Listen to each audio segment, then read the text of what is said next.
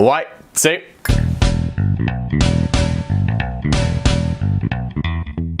On est de retour. Pouvez-vous deviner pourquoi? C'est à cause de l'Université franco-ontarienne. Ah, quoi? On a déjà parlé? Oui, c'est vrai. Mais c'était clairement pas assez. Personne nous a écoutés. Parce qu'aujourd'hui, la ministre des Affaires francophones, Marie-France Lalonde, a enfin annoncé les plans pour une université franco-ontarienne. Et, afin d'être fidèle avec la grande tradition des franco-ontariens, c'est tout croche.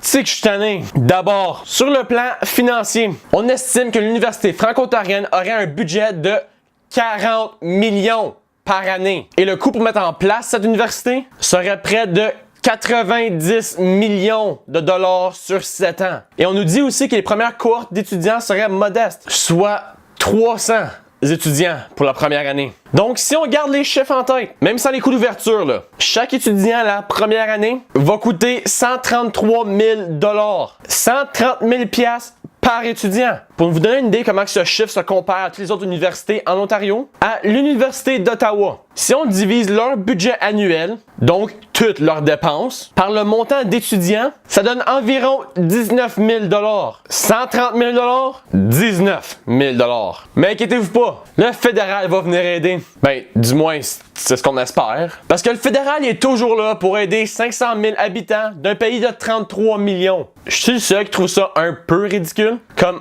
c'est que je suis tanné. Ensuite, parlons-en de ces 300 étudiants-là. Ils vont venir d'où exactement? Ben, au départ, les étudiants vont soit venir d'autres universités ou de l'étranger. Bon, là, on va expliquer de quoi. Étranger peut vouloir dire deux choses. Soit que tu viens actually de l'étranger ou que tu viens du Québec. Dans les deux cas, c'est pas un problème en théorie. Le seul problème, c'est qu'après la graduation, ces étudiants-là, ils vont rester en Ontario. Pourquoi ils feraient ça? Il y a bien plus de jobs en français au Québec. Si on regarde les chiffres de la cité à Ottawa, qui a comme population pas loin de 50% de Québécois, qu'est-ce que l'Ontario en retire de cet investissement? C'est pas vraiment une université franco-ontarienne. C'est plus une université francophone en Ontario. Et ceux qui viennent des autres universités. Ça veut donc dire que le chiffre francophone à Ottawa, Hearst ou Laurentienne va diminuer. Bah, inquiétez-vous pas. Je suis sûr que ces établissements-là vont pas réduire leurs services si les chiffres diminuent. C'est que je suis tanné. Je veux pas trop accrocher sur les chiffres là, parce que je suis pas un économiste, comme mon relevé bancaire peut en témoigner. Mais installer son campus à Toronto? Really? Toronto. J'ai rien contre la ville reine. J'adore le concept de payer 3000 $ pour un bachelor sans eau courante. Mais pourquoi? Comment peut-on justifier d'installer une école là? Je suis pas mal sûr que l'affaire à Dubaï aurait coûté moins cher. Et je sais, je comprends, là, il y a plein de francophones dans la région. Puis eux ont besoin de services en français. Je le sais, je le comprends.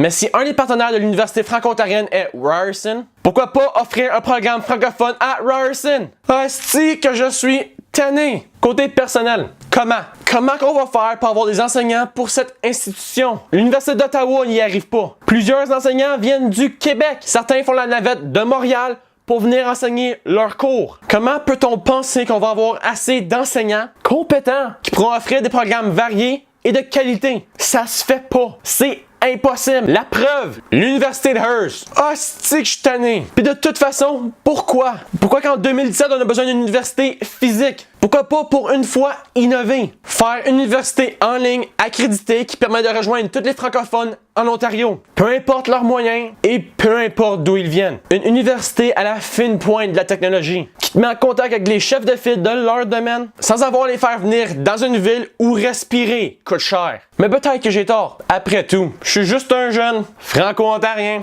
étudiant qui a super hâte de graduer de son institution franco-ontarienne pour ensuite aller travailler au Québec. By the way, une autre note sur Toronto. Si on est pour ouvrir une université pour les minorités là, avant d'en ouvrir une en français, il faudra en ouvrir une en Punjabi, chinois, philippinien et italien. On n'est même pas la minorité majoritaire. Hostie que je suis tanné.